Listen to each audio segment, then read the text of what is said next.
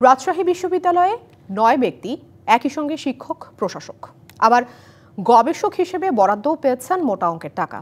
এর মধ্যে অধ্যাপক এম মোস্তফা কামাল জুলাই আন্দোলন নিয়ে গবেষণার জন্য একাই পেয়েছেন ৯ লাখ টাকা।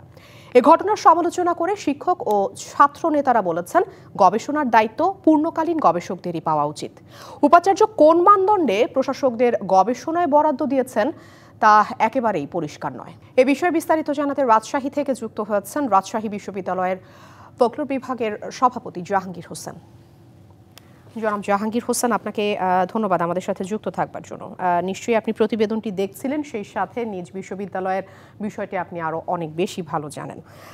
একটু আপনার কাছে প্রশ্ন রাখতে চাই যে যেমনটি আসলে বলা হচ্ছে যে উপাচার্য কোন মানদণ্ডে প্রশাসকদের গবেষণায় বরাদ্দ দিয়েছেন তা একেবারেই পরিষ্কার নয়।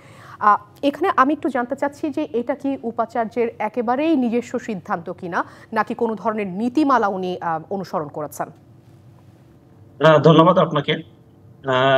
বিশ্ববিদ্যালয় প্রশাসন 2024-25 যে অর্থ বছরে 1,43,56,400 টাকা তিনি গবেষকদের মাধ্যমে বরাদ্দ করেছেন। এটি বিশ্ববিদ্যালয়ের বর্তমান মাননীয় উপাচার্য স্যার এটা দিতে পারেন, কিন্তু কিভাবে দিয়েছেন?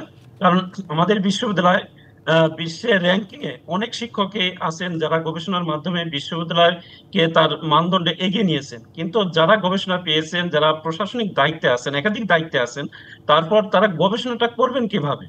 আমাদের এই প্রশ্নটা এখানে দেখা দিয়েছে শিক্ষক, শিক্ষার্থী এবং গবেষকদের মাধ্যমে যারা বিশ্ববিদ্যালয়ে সবসময় গবেষণার কাজে নিয়োজিত থাকেন।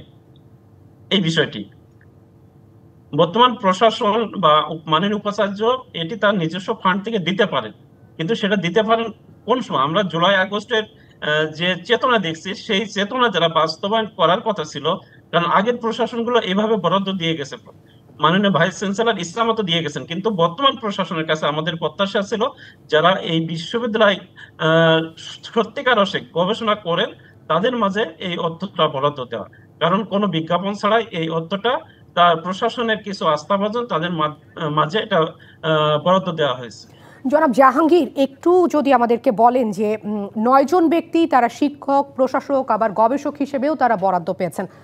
বিশ্ববিদ্যালয়ে ৯ জন শিক্ষক বাদেও তো আরো অনেক শিক্ষক আছে, দায়িত্বটা আসলে বন্টন করা কেন হচ্ছে না? এই ৯ জনের ভেতরে এমন কি বিশেষত আছে যে এই ৯ জনকেই আপনার ৩টি দায়িত্ব দেওয়া হলো? কি মনে করছেন? ধন্যবাদ। এই যে ৯ জনকে যে দায়িত্ব দেওয়া হলো, বিশেষ করে প্রশাসনের যিনি মাননীয় উপাচার্য স্যার, উনি সকল শিক্ষক কিন্তু ওইভাবে ছিলেন না। যারা প্রশাসনিক দায়িত্ব নিয়েছেন তারা সবসময় প্রশাসনের কাছে থাকেন, মাননীয় উপাচার্য স্যারের কাছে থাকেন। তারাই মূলত এই অর্থটা, বিশেষ করে তিনি যখন বলেছেন শিক্ষকদের মাঝে বা বিভিন্ন অনুষদের মাধ্যমে এটি বিজ্ঞাপিত করার জন্য, কিন্তু তারা না করে নিজেদের কাছের মানুষকে ডেকে নিয়ে একটি গবেষণার প্রস্তাবনাও না, একটি গবেষণার শিরোনাম নিয়ে এই অর্থটা বরাদ্দ দিয়েছেন।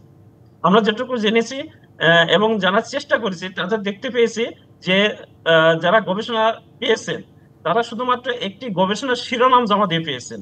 তারা যে একটা প্রস্তাবনা দিতে হয় সেটিও কিন্তু তারা দেয়নি বলে আমরা জানতে পেরেছি। অসংখ্য ধন্যবাদ আপনাকে জনাব জাহাঙ্গীর হোসেন।